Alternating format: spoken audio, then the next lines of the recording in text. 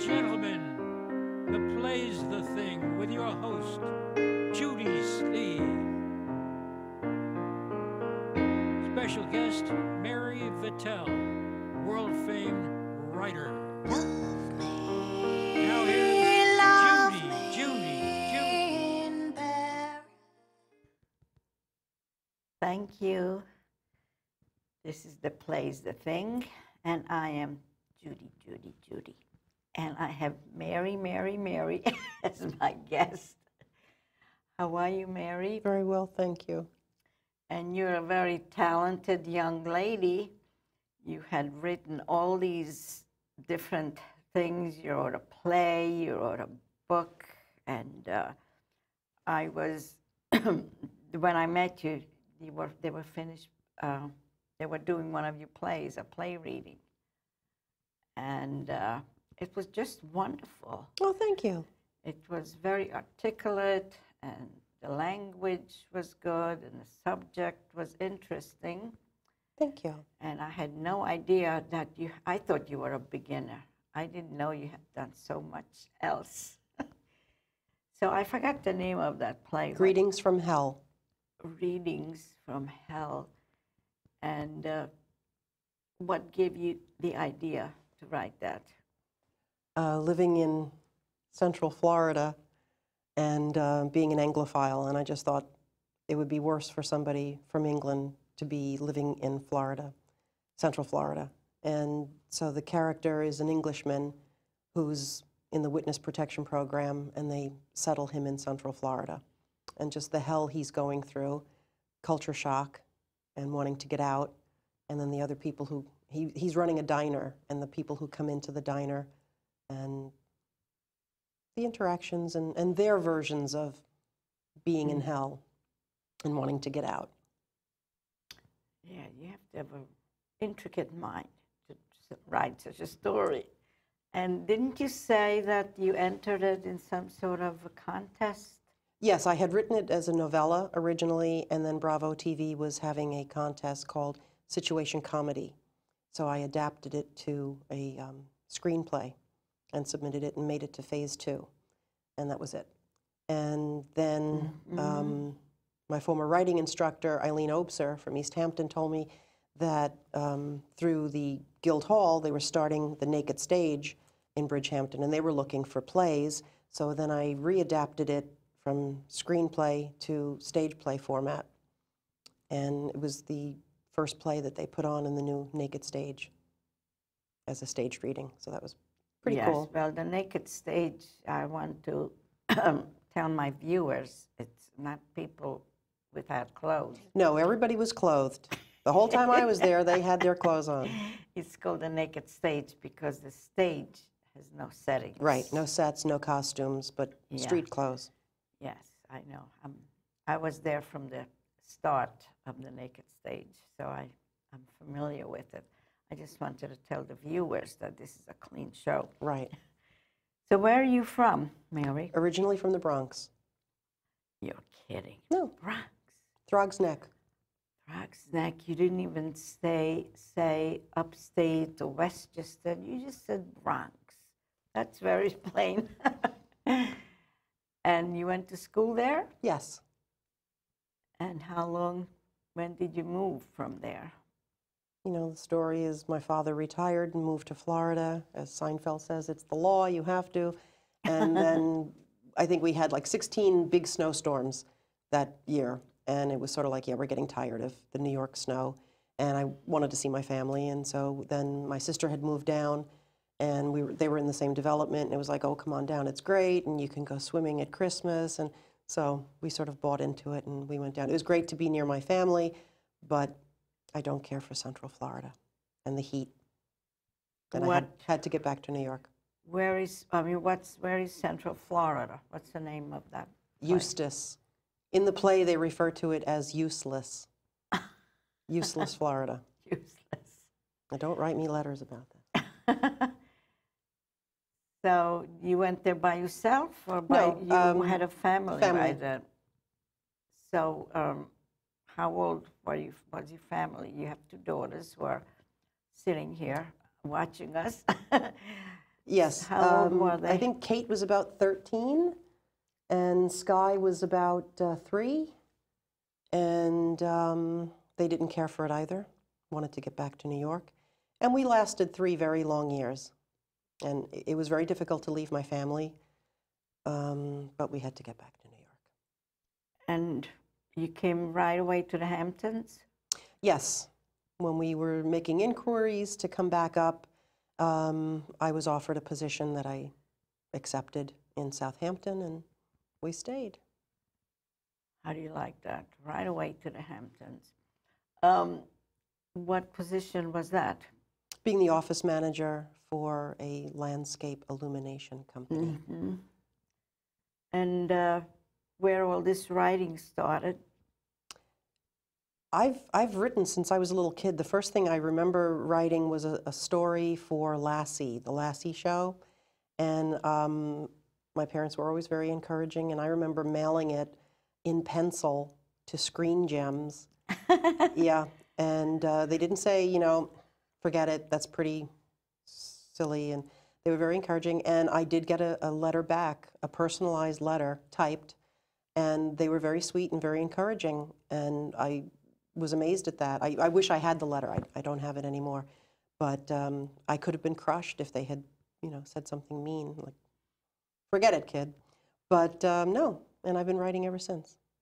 Have you taken up any courses in school? Oh, yeah. Writing courses? Yeah. And then, you know, I've been in different writing groups, and for your viewers who are interested, there is a wonderful, wonderful online writers community, and it's called querytracker.net. It's free, and you can have people help you with your query letter, and it's all different genres, whether it's, you know, murder mystery, young adult, middle grade, any different, you know, still there's a lot of vampire stuff going on, but you can submit your query letters, and people will critique them and offer you advice. And your first 5 pages, and again, they will critique, and it's amazing the results that people are getting. Did you ever sell anything? No, you know, Josh never even gave me $1 for Greetings from Hell so that I could say I was professional. How do you like that? No, he wouldn't do that. Yeah. No. No, I've had things published, but have not gotten the big paycheck yet. Well, you know, as they say, you just keep plugging on. Don't let no discourage you. Oh, yeah, no. Because there's a lot of no's out there. I know. So let's see first. You have this beautiful children's book that it's also illustrated. And well, let's just start by saying the name of the book, and then Okay. It's Best Foot Forward. and this is the first page. If you get a, which I don't know which is better. Whatever picture you could see better. Okay, it's Best Foot Forward, and it's about a little seagull. His name is Jinx, and the little crow, his name is Dexter, and they meet, and they become friends and help each other. They learn about their differences and about their similarities. And And which one is which? Now it's on screen. Point to. this is Jinx, the Yeah. seagull, and this is Dexter, the crow.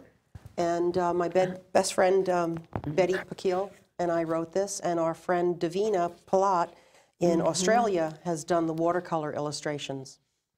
Beautiful. Thank you. And we've you got said 4 you also- songs. 4 songs. So I would like to hear the first song, which is Hotter Than Hot, Hotter Than Hot. because Dexter is very, very hot, and he's in a little bird bath trying to cool off. Okay, let's listen to that. I need some sheltering from this sweltering. I'm parched and dry. It's just too hot to fly. The air is scorched up high there in the sky. I'd be Crow Flambeau if that's where I go. I thought hot was as hot as it got, but you know what? It's hotter, hotter, hotter. It's hotter than hot, hotter than, hotter than, hotter than, hotter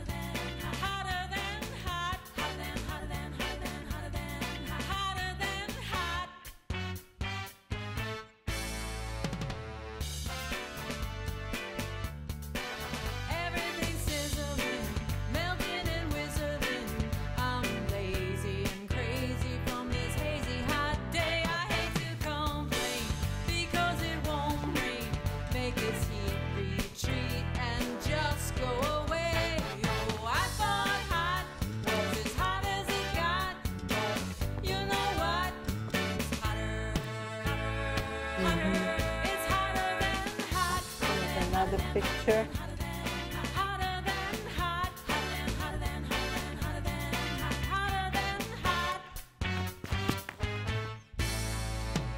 How can a crow have Need to turn that the other way. when there's nowhere to hide, nowhere to run?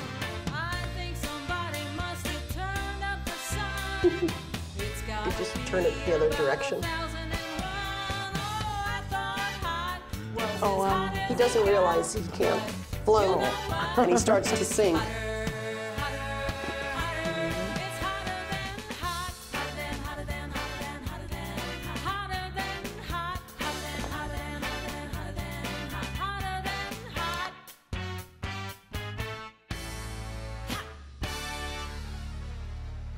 Oh, that was lovely. Thank you, and that was Betty singing, my friend Betty. Oh, and who plays the instruments? She does.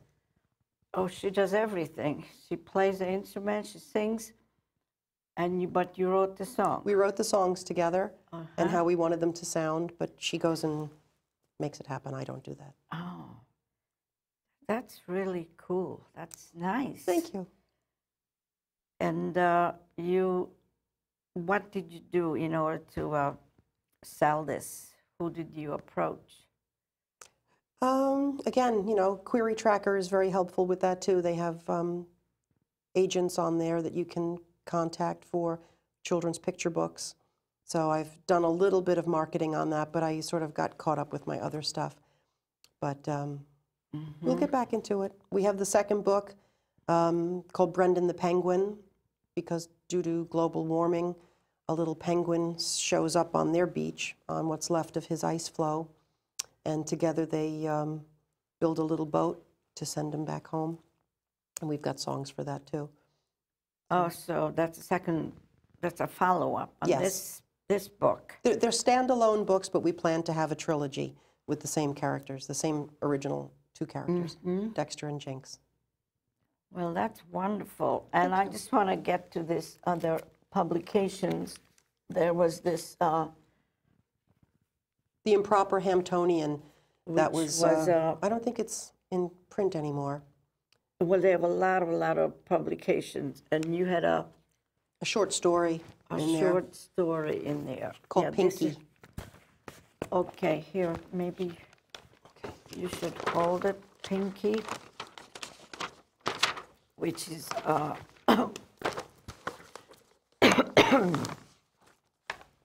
here, and this is a short story that was published in this, and then what's it about?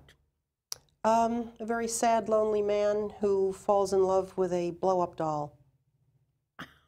And this is going back a number of years before they made the movie about the guy who has the blow-up doll as a girlfriend. I never even heard about this. They probably stole the idea from you. That's what I'm shouting, but, you know, Yeah. no money's coming my way. I know. And there's this other publication. That was a short story in the East Hampton Star. And that's from a series of short stories I have. The characters Dot and Dash. They're twins who are about in their mid-30s. And Dash is gay, and Dot is his sister. And he's a bit of an oddball. He's an inventor and comes up with, you know, what people consider crazy schemes, but winds up making a vast amount of money. Wow. I have to read the story, how it happens. And you are also working on another novel? Yes, my work in play? progress. No, it's not a play, it's a novel. Novel in progress, which is called? Death at the Drive-In. And I sort of wanted to gear it toward baby boomers. There are 72 million baby boomers in the United States alone, and I think they're sort of underappreciated and under-recognized as far as publishing is concerned. There's a lot of books out there geared toward, you know, the Sex and the City types, the stilettos and lipstick and vampires, and there's a large portion of Americans who don't wear stilettos or hang around with vampires. And, you know, they say write what you know and write something that you'd like to read. So that's, I'm Right. writing it about this woman who has a murder mystery dinner theater, and that's how she makes her living, and then loses the lease on the dinner theater, and how she's scrambling to find another space to have this, and just different things that go on. It's interesting because there's hardly anything on TV that I like to watch. Like you said, all those things, it doesn't go to the majority of people. Right. Well, they have their demographics. And they're, going for that. People who have more liquid income, perhaps. I don't know. But I think there's a large percentage of the audience who's looking for something they can relate to. Well, and hopefully something to enjoy. Yeah. Something to enjoy. It's all these violent actions like murders. Most of the things on television, it's about murders or killing and how it was done, and it's very graphic. And I don't like to watch that. Yeah. Columbo wasn't graphic when that was on, and the other one with Angela Lansbury, that wasn't graphic either. Those are my favorite shows. I still watch them when they are. Yeah. Yes, and all those doctor shows. I don't mean when they examine, like Dr. Kildare and. Well, that was tame. Now it's all Grey's Anatomy and. Yeah. Yeah. And that house, that happens to be my son's favorite show, but it's dealing with illnesses that you never heard of. You have to look it up in in some sort of dictionary or make it up. I don't know. And it's all about way out people. Obviously, they have their viewers, or it wouldn't still be on. Well, yeah, but they don't have many things that I like. I like to watch old movies. Mm-hmm. Yeah, some of them. So, are you still working as in that store that you mentioned? No. I'm at Corcoran Real Estate Group. Oh, how is that business? Business is picking up. Oh. We had a little bit of a dip, and, well, it was a big dip. And it's back. It's coming back. So you say you have 2 daughters. How old are they now? Do I give their ages? Kate is 28, and Sky is 19. Oh, and what are they doing? They live with you? Yes. Mm-hmm. And Sky just graduated from a 2-year audio production program at BOCES, learning about producing TV? music.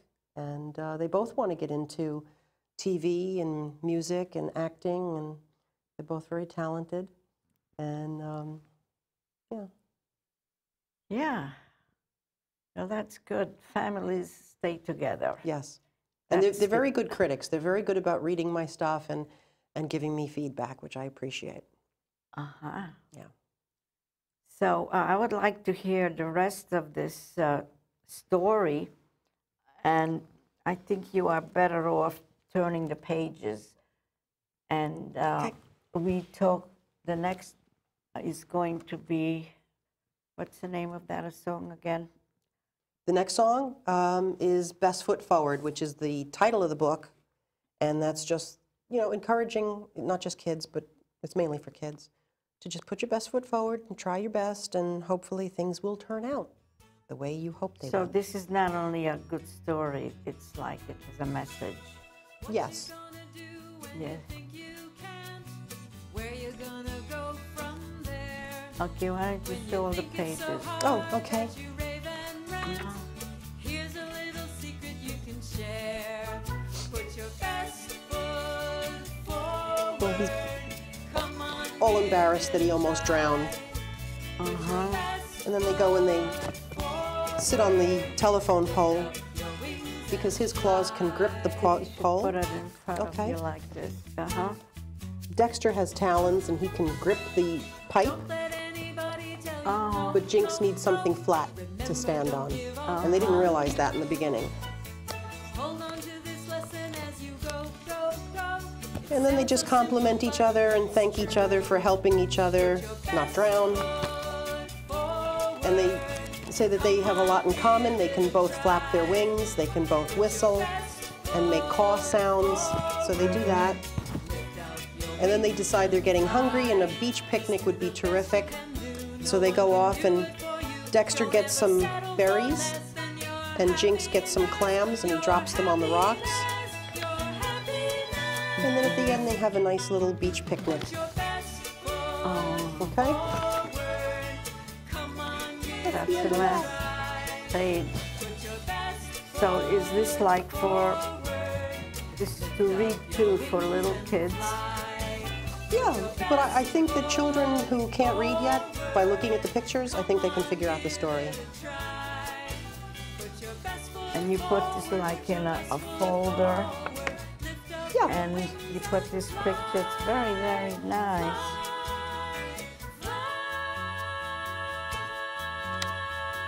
Oh, that's really great. I really like it. And you said you had written 4 songs for this?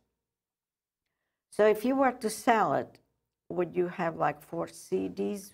No, they'd all be on along? one CD inside the book. Oh, just one? All 4 songs would be on the one CD. And then, you know, just picture kids can sit in the back of the car while the parent's driving. They can look at the pictures, listen to the songs. Oh. Take it to the beach, listen in the house. So this It's a would be mobile like kind of a hardcover.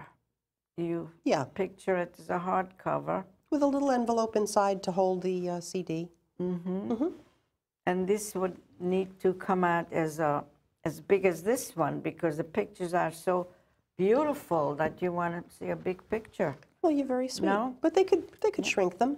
That's okay. Yeah, they could.